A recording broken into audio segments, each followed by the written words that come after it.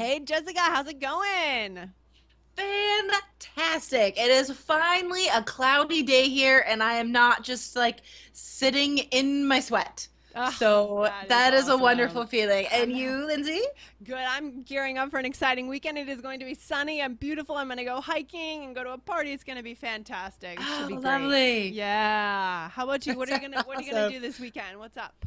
Well, working with IELTS, of course, and then my family is going on vacation to Arizona. I'm so excited. This is like Wonderful. 1 week every year. All of the kids and grandkids, everybody gets together and just swims and hikes and hangs out and eats a lot. It's gonna be awesome. Fantastic. That sounds Yeah, awesome. I hope you have a great time. That sounds great. Very cool. yeah, super excited. Yeah. Awesome. Well, very cool. Let's get into it, Jessica. So today we're going to talk about the myths that students are hearing from IELTS teachers or non-IELTS teachers, right? So Yeah. I got an email this morning from an IELTS teacher who said that he feels that his student needs to speak British English on the exam and she doesn't have Ay, enough ay, British ay. English resources. I got nervous about this. So, why is this teacher giving the wrong information to his student? Oh goodness. I mean,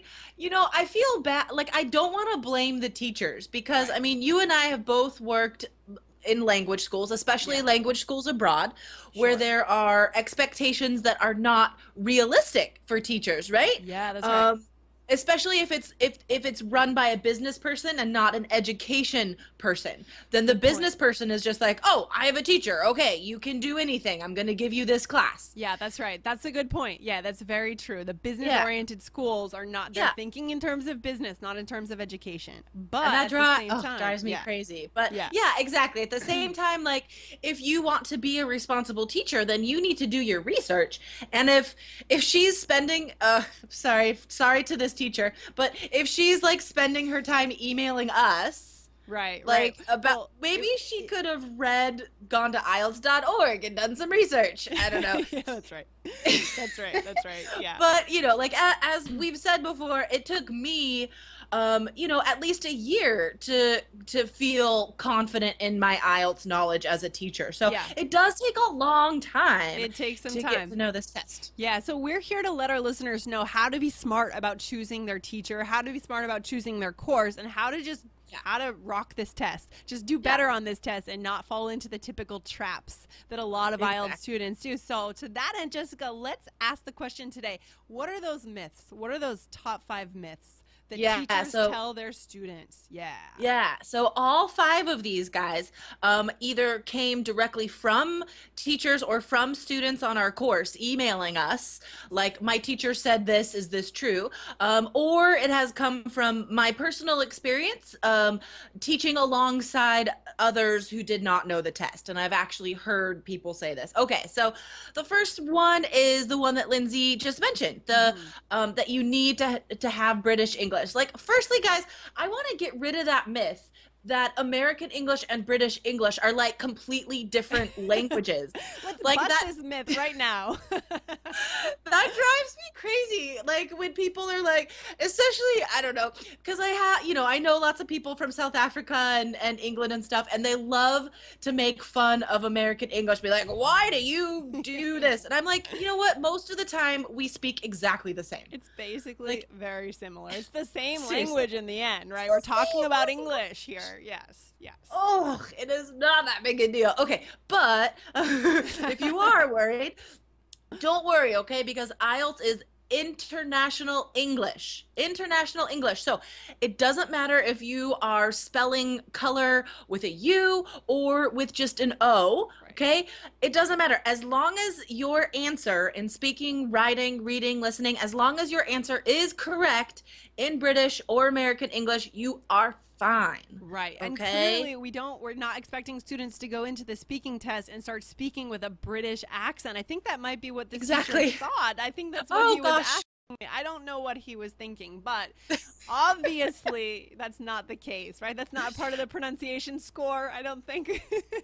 No, oh goodness, no. You know what? Honestly, like I've known people from especially, like Northern England where it's, the accent changes into Scottish at some point. Like Yeah. that those accents are so strong. I don't even know if that native accent would get a 9 because Right. some American examiners couldn't understand them. So, Yeah. accent isn't the thing. It's being understood. Okay, Okay? good. As long as you could be understood, you can get at least a 7. Awesome. If Good to you can know. be understood and use some emotion in your voice, I guarantee you a 7 for pronunciation. Yeah, and we actually did do an entire episode on this topic a few months back, guys. So if you want to come back and learn more about this, go to IELTS.allearsenglish.com and you can read more in depth. But the important thing here, Jessica, that we had talked about a few months ago is being able to understand your teacher so that you learn the strategies that you really need, right? Right. And that's the other thing. Yeah. Make sure your teacher's accent is okay for you. Make Yeah. sure that you can understand them and make sure they understand the test. Because, like we said, all of these things have come from teachers who say that they're teaching IELTS and they're not. Right. So, Okay. Good. yeah. So, more about the speaking thing. There's another myth about how, it's well speaking and writing, right? So we talk a lot about how making stuff up is awesome for the test and speaking creative and writing. fun. Yeah. Exactly. Mhm. Yeah. So on the speaking test, you could just like the first thing that comes to mind because speaking is better than pausing and not speaking, right? So just say the first thing that comes to mind and just have fun with it. And on writing, you need to make up some research in writing task 2. It makes your essay stronger. These things are fantastic to do on the test and they definitely lead to higher grades. So if a teacher is telling you not, they're taking points away from you. Ouch. And right? we had this conversation a few weeks ago too. We had a teacher, a listener of ours had written in and had said that her teacher had told her not to make up facts.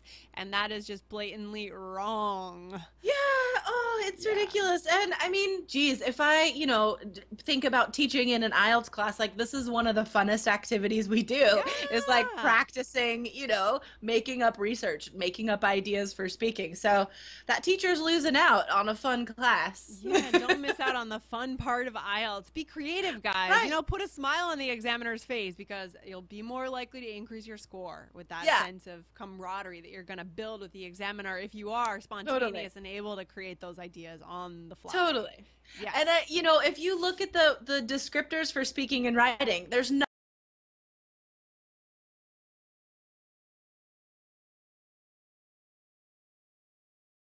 that's not my job. Yeah. And who cares? Okay. You're communicating. It's communication. It's not about, this is not a legal class. It's not talking about, this is not a class in integrity or in. You're not.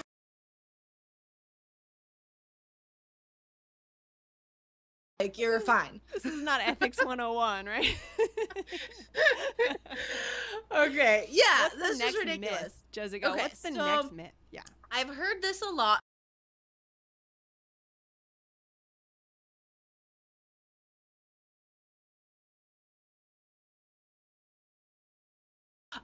Especially in those integrated speaking and writing tasks. Like you have to take notes while you're listening. But there is no point on IELTS where you should be listening and taking notes because if you answers, okay, the listening test is so compact. There's no time for you to take your eyes away from the questions and actually like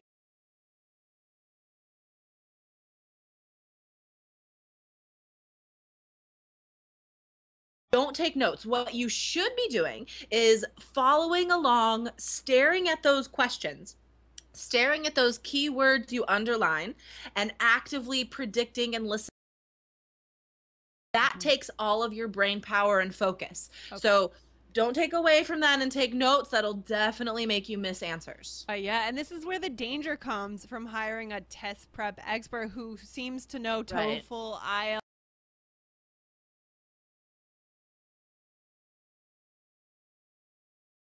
which is dangerous. That's what we're hearing here. So guys, Exactly. be really careful when you choose that. Don't go online and find someone who does all those exams. That person is not going to have that depth of knowledge that you It's really impossible. need to learn Right. IELTS. I mean, is that person taking 10 years for TOEFL, 10 years for IELTS? No. Exactly. Unlikely. Are they 60? What? Like, what have they? You, They've had a boring life full of test prep. Then you don't want to talk to them anyway. Right. The lessons are going to be boring anyways. They've been teaching test prep since World War II. You don't want that person. I mean, when I first got to Portland, like my family moved here and I really needed a job, and so I started teaching in a school and they gave me a TOEFL class. Oh. And I'm like, oh, so long to prepare each lesson, and it was so hard, and I was panicky because I wasn't positive about what I was saying, and that's what other teachers go through. Yeah, you're having to learn an entirely different test. That doesn't make any sense, guys. I mean, it's like the analogy of if you need surgery, you're not going to hire a dentist, right? You're not going to hire an orthodontist or a dermatologist to do your heart surgery. So why would you hire a TOEFL expert to help you with IELTS or a test prep, a general test prep expert? Okay. There's no such thing. Yeah. Okay. And then another thing that I've heard teachers say, because, it's the academic test, it has academic in the title. They think that a student must use academic words for everything, all the speaking and all the writing. Writing, yes. Of course, yeah, you need academic language, of course. But for speaking part 1 and 2, and past episode, if you use academic formal vocabulary to answer speaking part 1 and 2, it's your score goes down because it's not appropriate, right? Vocabulary, because the questions are informal. Do you like riding bikes? How much sleep do you need? These questions are not like serious abstract things. Like, just answer slang, natural idioms, like this is what gets you that 7. You need a range. You need formal and informal. Yeah, and that's what we need in the real world, right? When we pass the IELTS and we move on with our lives, we're going to need to be able to shift and be flexible depending on what kind of environment we're in. So it makes sense that the IELTS would ask us to do both the informal and the formal words. Yeah, okay. Yeah, exactly. This awesome. Let's run through them one more time. Wait, there's one more. Myths. 2, 3. Ooh, do we have one more? more? One more. Okay. Oh, we have one more. Slow down, Lindsay. Slow down. Okay. Okay. So, IELTS task 1. Everybody knows how difficult and weird this is. It is weird. I don't think any time in your life ever you're going know how to do this. They don't know what the examiner looks for. How do you write about a graph of numbers, right? So instead, like, these teachers fall back on their 4-paragraph essay format, which you need in task 2, of course, like opinion and argument essays. And then they just try and use that about task 1, which is that's just a teacher not knowing how to do writing task 1, and only an IELTS teacher, an IELTS professional is going to be able to help you with writing task 1. Okay, good. And we've gone into more depth, and we will go into more depth in the future about writing task 1 for sure, guys. So come back to IELTS.allearsenglish.com to get and type in the search box writing task 1 to learn more about that. But that's awesome. So these are things that we want you to keep in mind when you hear this. Yeah, ask for a refund. Yeah, because if they're telling you one of these 5 myths, they're probably telling you other myths that we haven't had a chance. And the problem is that you're not going to know, and that breaks our hearts. The idea that you would and risk your future goals working in a course or working with someone who's not really preparing you adequately. So, guys, yeah. Any final thoughts, Jessica? Anything? Yeah, I wonder, sometimes we get emails from students who say,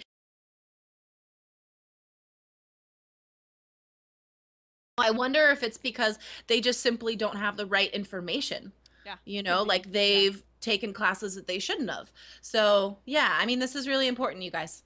Yeah, be smart when you choose your teacher. All right. Excellent. So and we'll wrap it up for now. But let's just real quickly summarize those 5 myths. So the first one, the teachers tell you that you need British English on the IELTS. Number 2. Oh, yeah, my turn. Number 2.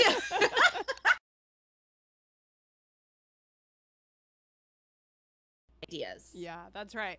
And number 3, taking notes during the listening. The teacher tells you to take notes, which doesn't work. You don't have the time. Again, guys, these are all myths. These are all bad ideas from teachers who do not know. Number